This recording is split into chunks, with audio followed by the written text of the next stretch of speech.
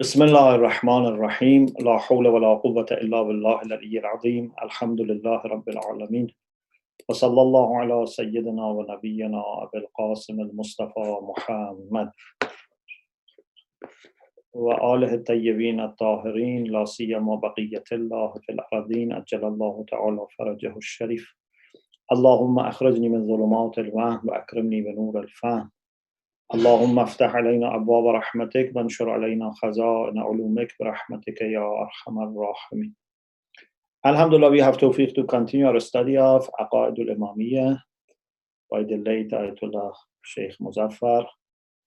And as you remember, we talked about the necessity of inquiring and understanding. Then we talked about the necessity of following in practical rulings a qualified jurist. Then we talked about ijtihad, and then we talked about mujtahid.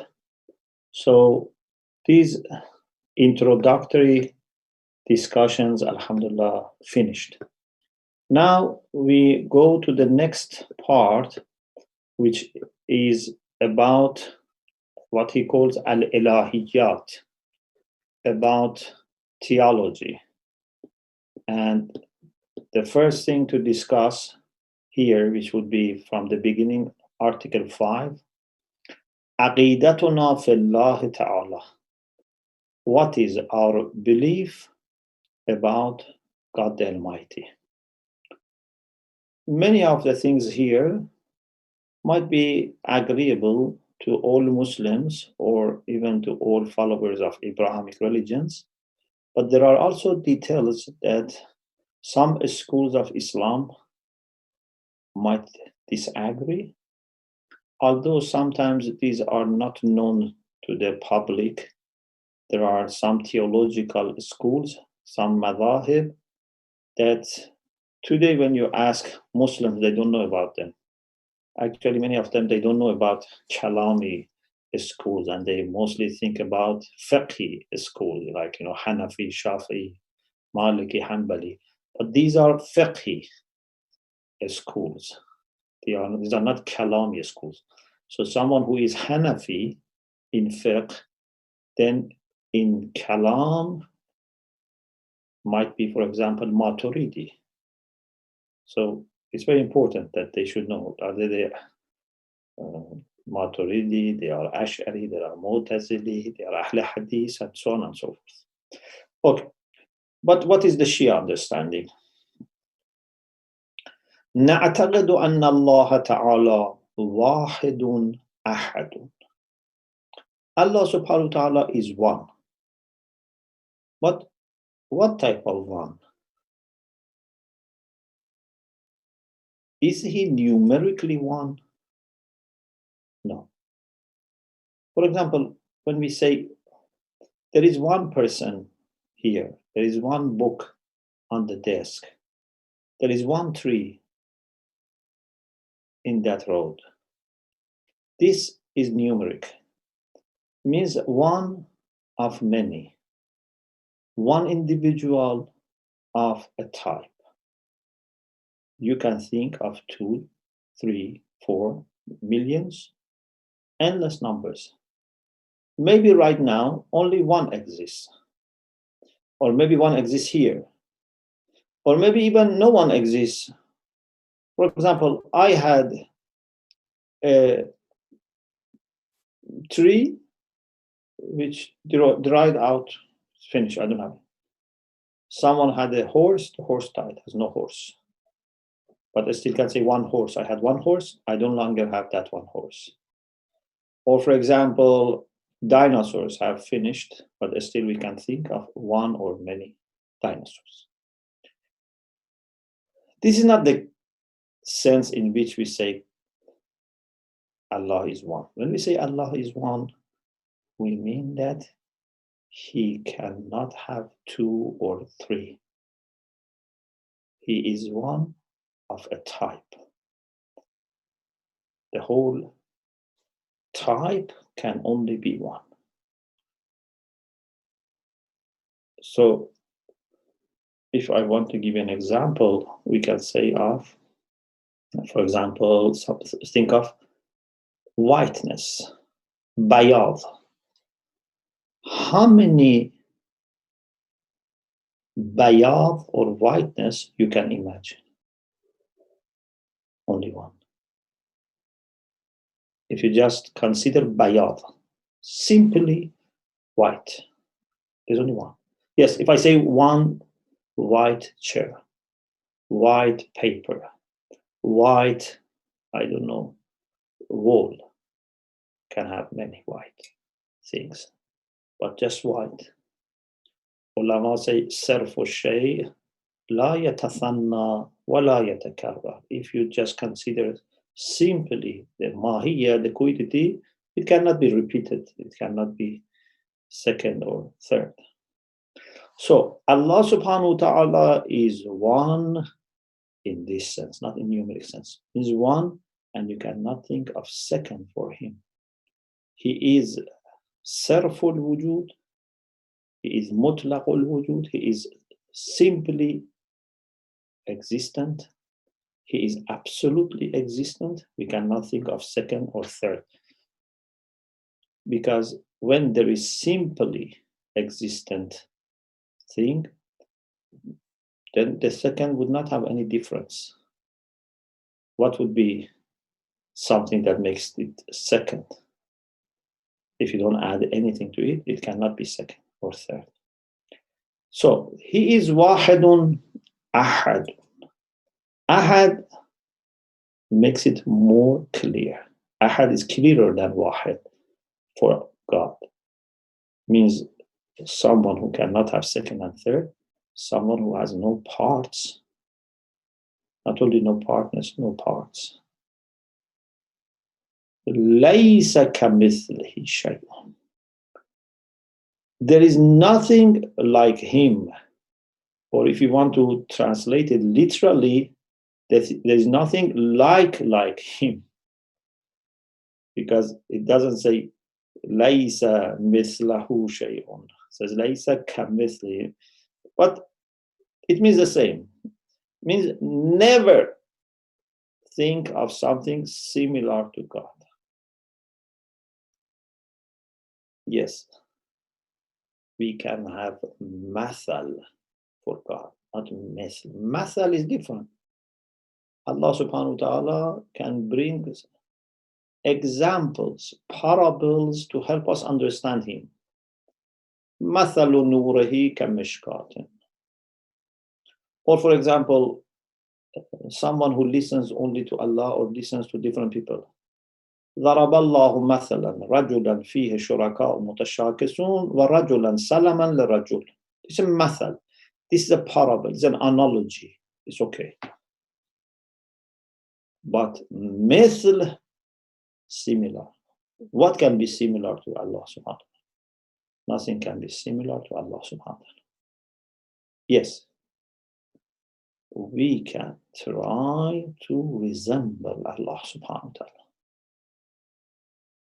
We can try to do tashabbuh. Like for example, تخلقوا بأخلاق الله. Try to acquire traits of character which resemble Allah's attributes and qualities. Allah is generous. You should also try to be generous. Allah is kind. Allah is forgiving. Allah is merciful. Allah is loving. So you should try to resemble Allah, but you can never become similar to him. So you understand there's a difference between being similar to him and between trying to resemble him. قديم لم يزل ولا يزال. He is eternal. He never had any history of non-existence and is not going to have a future of non-existence. He has no beginning and no end. He is eternal. Our theologians they use three terms: azali, abadi, sarmadi. Azali means has no beginning, although azali can sometimes mean no beginning and no end, but the first meaning of azali is not something that has no beginning. Abadi means everlasting, has no end. Sarmadi means has no beginning and no end. So, huwa al-awwalu wal-akhir. He is the first and the last. So nothing is before him, nothing is after him. And everything in him begins and ends. But he has no beginning and no end. Huwa al-awwalu wal-akhir, as we said, the first and the last. Alimun. He knows everything. Even he knows all the details. He knows things that have not yet happened. Actually, he knew the whole universe before it was created. He knows himself, and he has knowledge of everything in his essence, and he has knowledge of everything as a quality of action, because ilm can be a quality of essence, sifat zati, and can be a quality of action, sifat fi'l. In any case, he knows everything. This is agreed on in Islam, Christianity, and Judaism, that Allah knows everything. And he is Hakim, he is wise. He knows the best maslahat, the best interest, and he does everything in the best form. He is Hakim. Hikmah of Allah is very important. Adilun. He never does any injustice. What should motivate him to do injustice? Is there any need that he has? Sometimes people do zulm because either they don't know, they disregard rights of people because they don't know, or they may know, but they want to be lazy. They are not patient. They want shortcuts. They do zulm because they want to become richer faster. They want to become more powerful faster. So either there is a limit in their knowledge, or there's a limit in their power, or limit in their benevolence. But Allah subhanahu wa ta'ala is absolutely knowledgeable, absolutely powerful, absolutely benevolent. So why he should do zulm? And who has anything that Allah, by taking from him, can add to himself?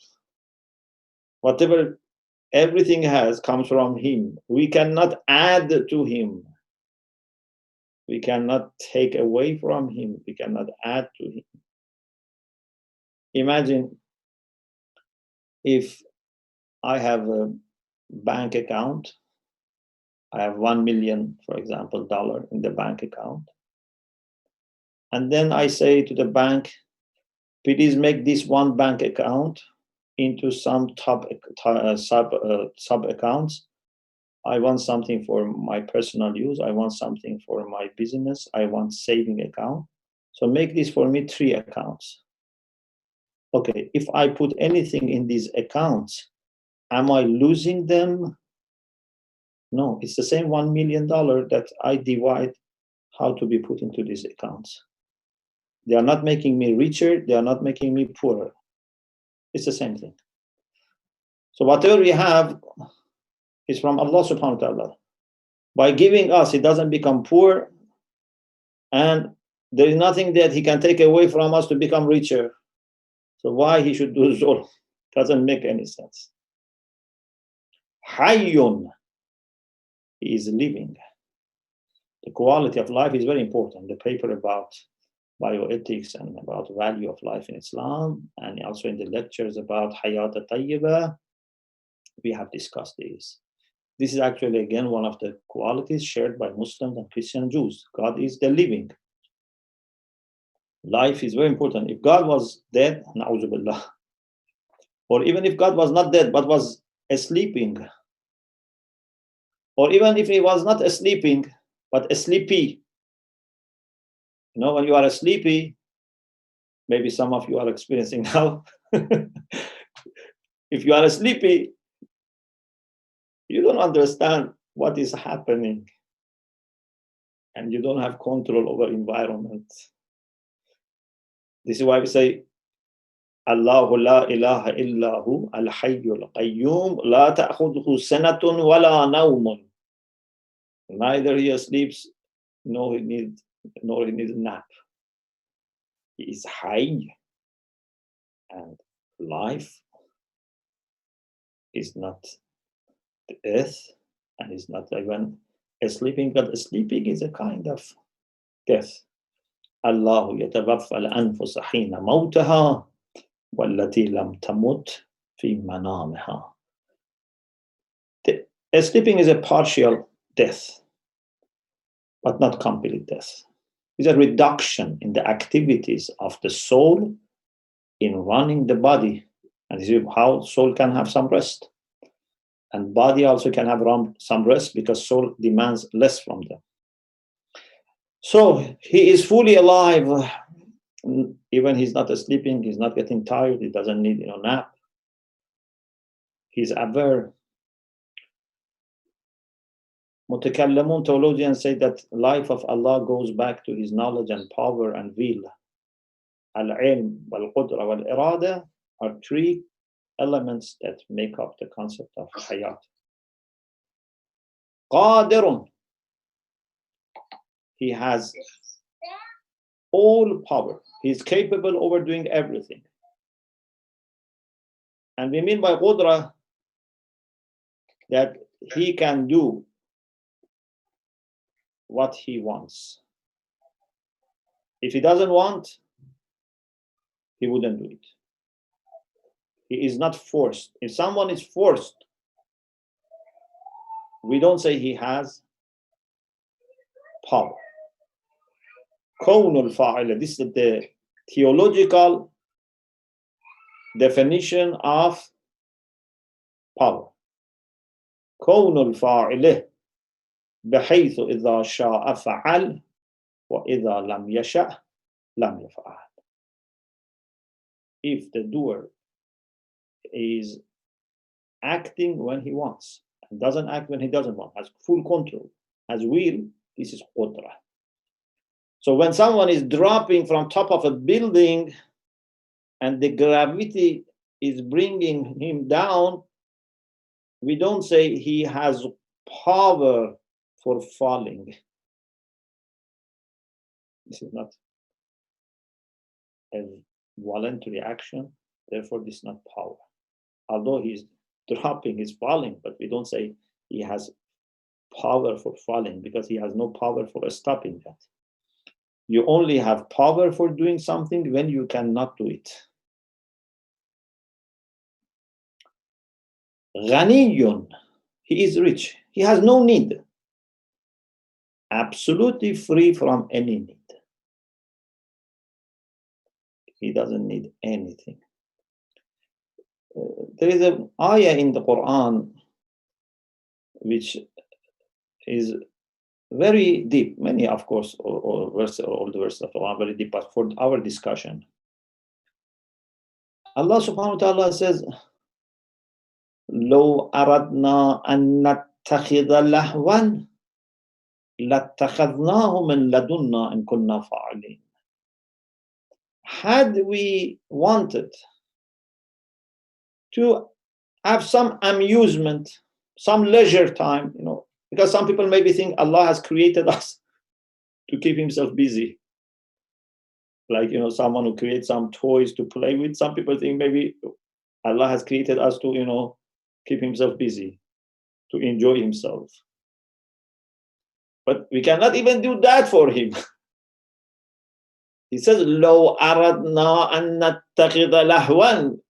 Had we wanted to choose a kind of entertainment or amusement for ourselves, لَاتَّخَذْنَاهُ مِن لَدُنَّا. It was more amazing and more entertaining to reflect internally.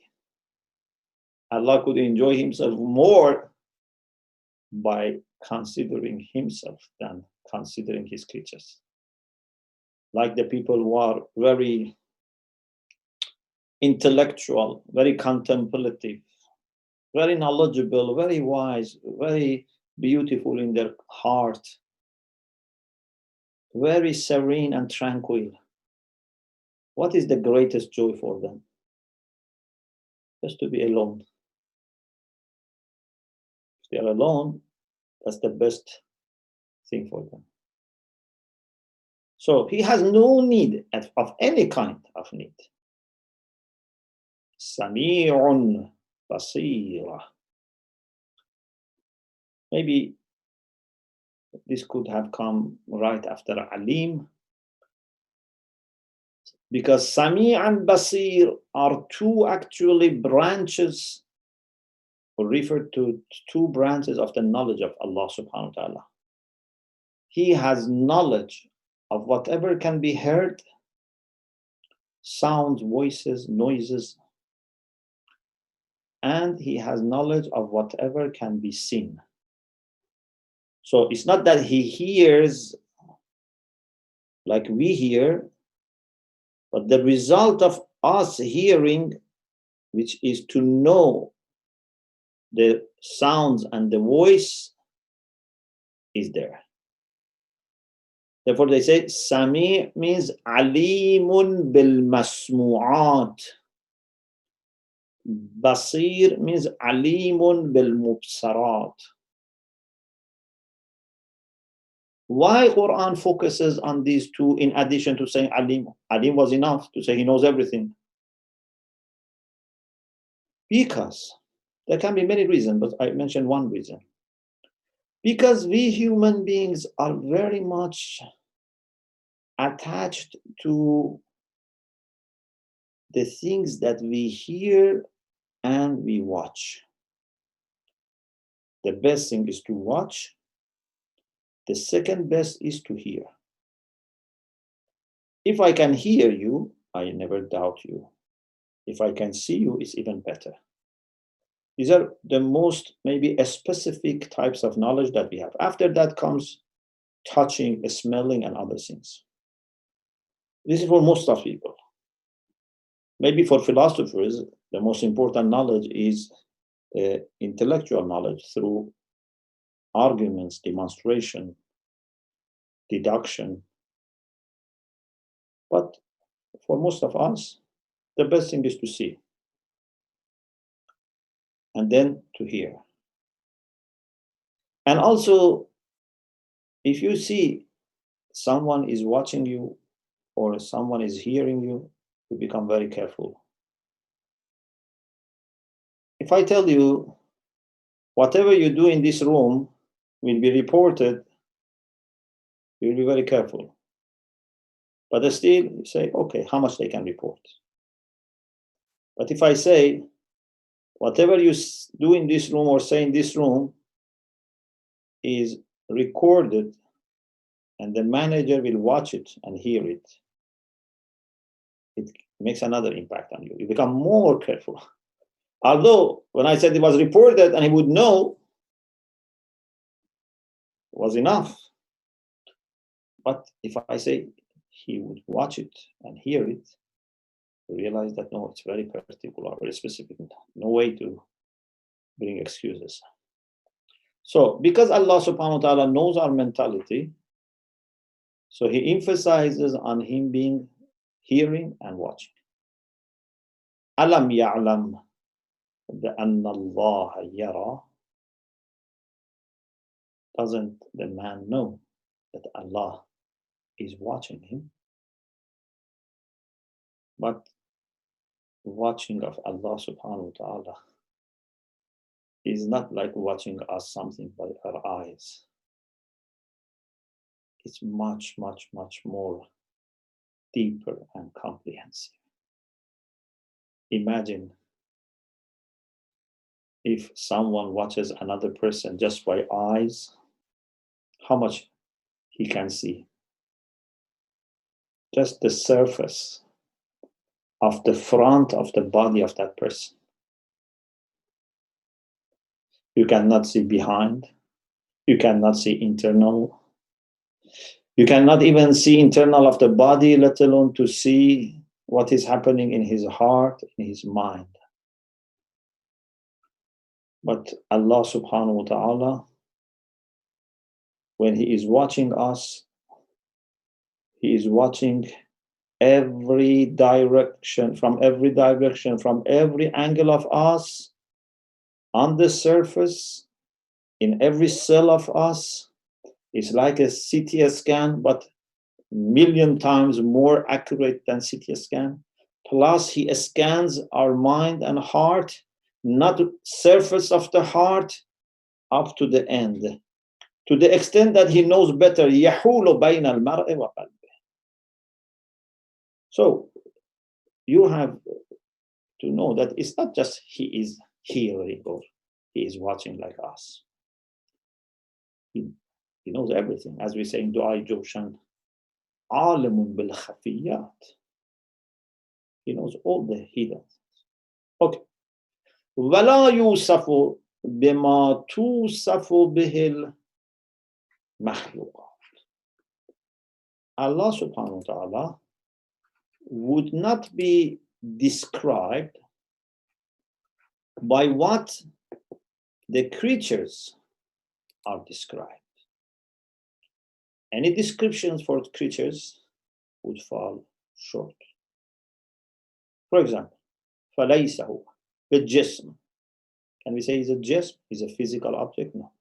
وَلَا surah. Is he a form? No. To understand form better, we need to go to philosophy. But basically, form is the substantial actuality of a physical or sometimes immaterial thing.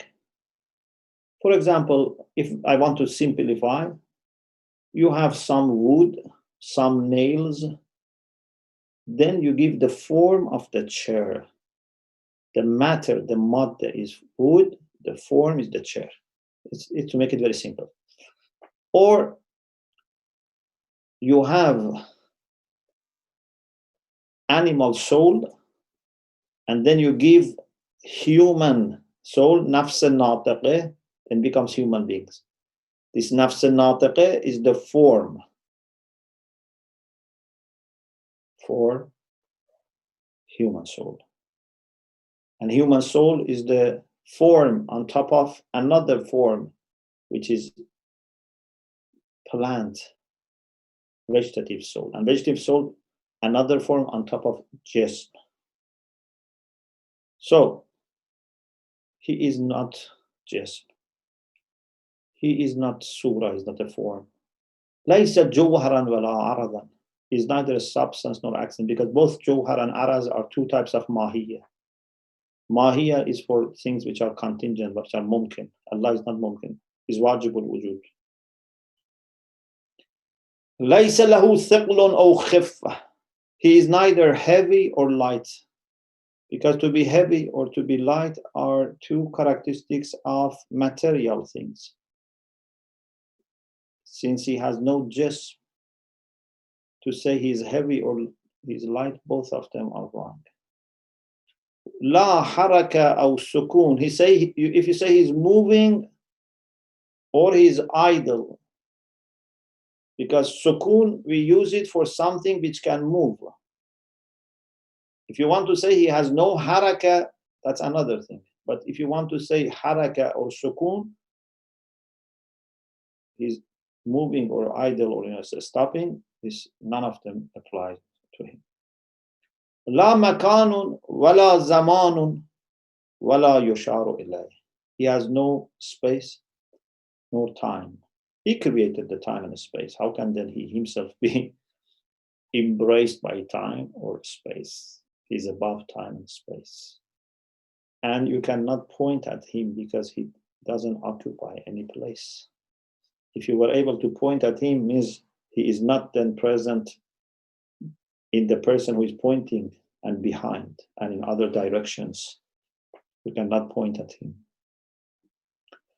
There is no place that he's not there, so that you say, oh, he's in that particular direction. Okay, I think I stop here because I want also to have some time for questions. And then inshallah we continue tomorrow. Alhamdulillah Rabbil Alameen. Thank you, Sheikh, for the very informative fourth night. One question we had, which was from a couple days back ago when we were talking about marja'iyya. Yeah. Can you change your marja from one to another if you chose your marja based on what your parents followed and didn't actually do any research at that time? And if so, how? Or how does it work? If you realize that you made mistake and the person that you were following was not qualified or is not qualified, then you have to change. Either was not qualified from the beginning, or maybe was qualified but now he has lost the qualities, or another person has emerged which is more qualified, more knowledgeable. You have to change. But if your marja is still qualified, is still a'lam, you cannot change. If the second person is equal, then here many maraja allow shifting from a marja to another marja who is equal in knowledge. But it's better not to change if you are not sure. When you know your current marja is qualified and you are not sure whether it is okay to shift to someone who is equal or not. But if you are sure that the second person is more knowledgeable, more qualified, then you must change. Thank you. Yeah. Okay. If all our marja'iyya source of information is the same, i.e., they are connected to the Quran and the Imam of our time, then why their fatwas differ amongst them, and hence Muslims have to choose between them and follow different marjas. Every Ramadan, people begin fasting on slightly different dates, and hence celebrate Eid on different days depending on the marja fatwa's decision. Yes. This makes it confusing for us and our kids. Yeah. It's a very good question. Our maraj have the same sources. What are the sources? Quran, Sunnah, Aql, Ijma. They don't have access to Imam Zaman. If they had access to Imam Zaman, then Imam would give them the same answer. No, this is the time of ghaiba. Time of ghaiba, as we explained, is the time that there is no direct communication to Imam. Even Imam doesn't appoint who is going to be his na'ib. We should go by rules. We should go by guidelines this time of ghaiba. So what they have is Quran, Sunnah, Ijma, and Aql. So they should go to these sources and with maximum carefulness, with utmost efforts, try to understand the ruling of Allah subhanahu wa ta'ala. And it is very obvious that people may come up with different understanding. Two people may understand from the same ayah. You have so many tafasir. People may understand from the same ayah, from the same hadith, different things. Or for example, based on whether they can verify the chain of this hadith or not, how to make it compatible with another hadith. There are so many things that they need to decide. And because they may come up with different conclusions, their fatwas can be different. Of course, I can tell you, when it comes to those things that are applicable to us, not all the masail of Risala. There are thousands of masail in Risala to help us when they happen to us. But what we need on a daily basis for salat, for wuzu, for fasting, what we need on a daily basis, I can tell you 70-80% is the same. It's not that they disagree on everything. No. When it comes to most common issues, they are very much similar, but there are differences. Especially when you consider the practical side. For example, some person says it's wajib, some says it's ihtiyat wajib. Yes, from fiqh point of view, it makes big difference. Wajib is something, ihtiyat wajib is something else. But from practical side, you do it. So it's not that they differ on everything, but there are differences.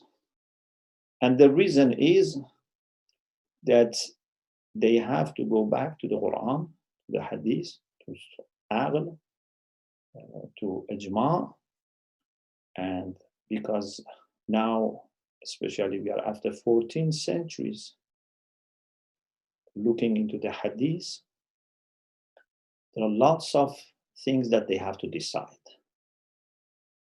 Chains of the Hadith, Delala of the Hadith, how to put these Hadith together, Ta'adul, Taraji, whether this was said for Taqiyya or not.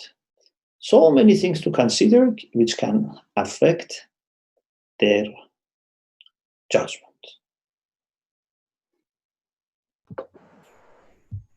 Okay, I think we have time for one more.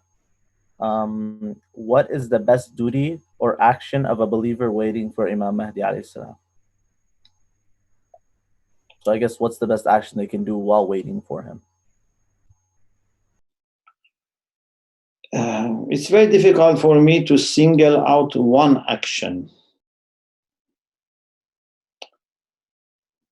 Maybe I can say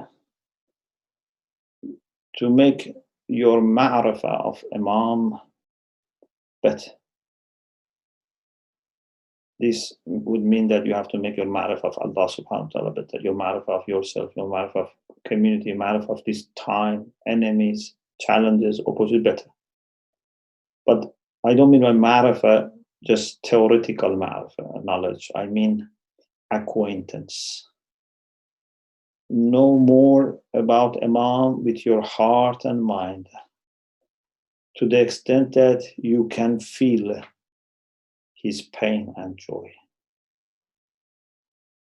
Any decision that you want to make, you should be able to feel, is this going to make him happy or unhappy?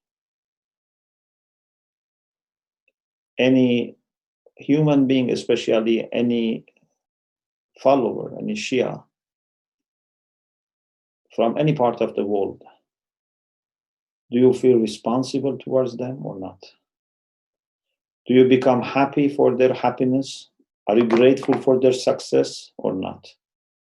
This kind of ma'rifah of Imam, if you can achieve, this is the best, because it would either presuppose or would bring about other things. Perfect. Thank you so much, Sheikh. We look forward to listening to you more in the month coming ahead, inshallah.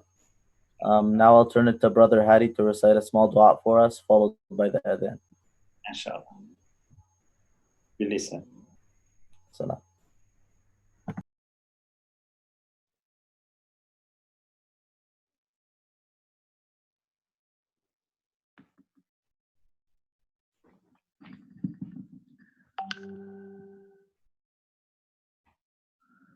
اللهم صل على محمد وآل محمد.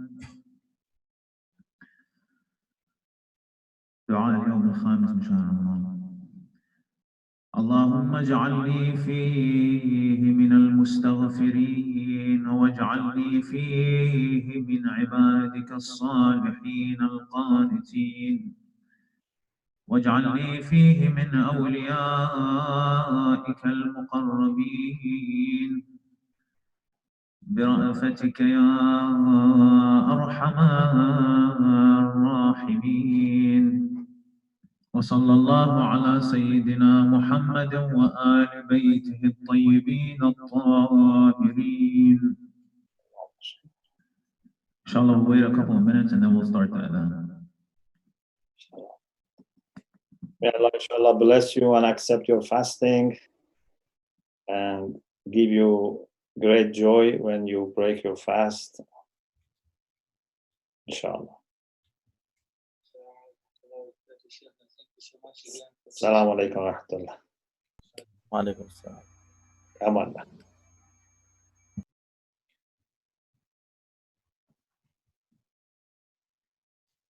اللهم صل على محمد وآل محمد. اللهم كن لوليك الحجة ابن الحسن صلواتك عليه وعلى آبائه في هذه الساعة وفي كل ساعة وليا وحافظا وقائدا وناصرا ودليلا وعينا حتى تسكنه أرضك طوعا وتمتعه فيها طويلا برحمتك يا أرحم الراحمين. وصلى الله على سيدنا محمد وآل بيته الطيبين الطاهرين.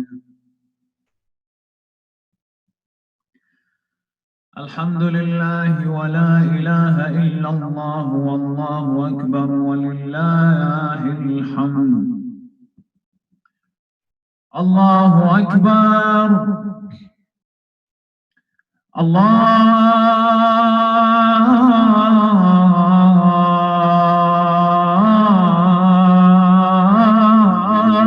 أكبر. الله أكبر.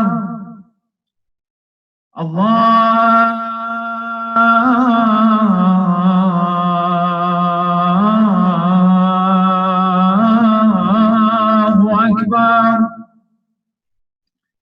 أشهد أن لا إله إلا الله. أشهد أن لا إله إلا الله. أشهد أن محمدا رسول الله.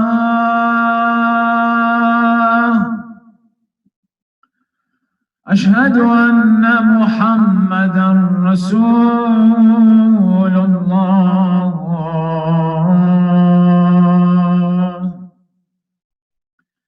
أشهد أن عليا ولي الله.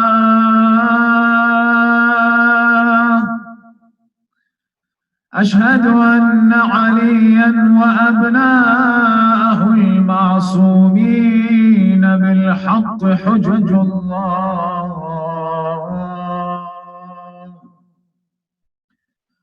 حي على الصلاة.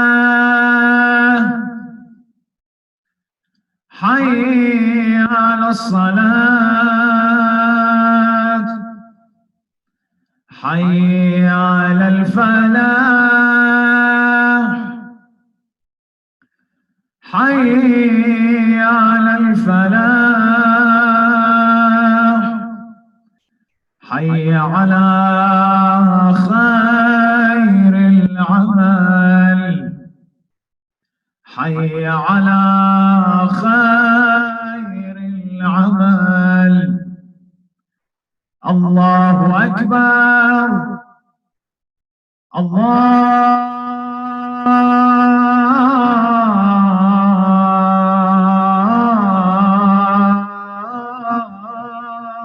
أكبر لا إله إلا الله لا إله إلا الله. صلى الله على سيدنا محمد وآل بيته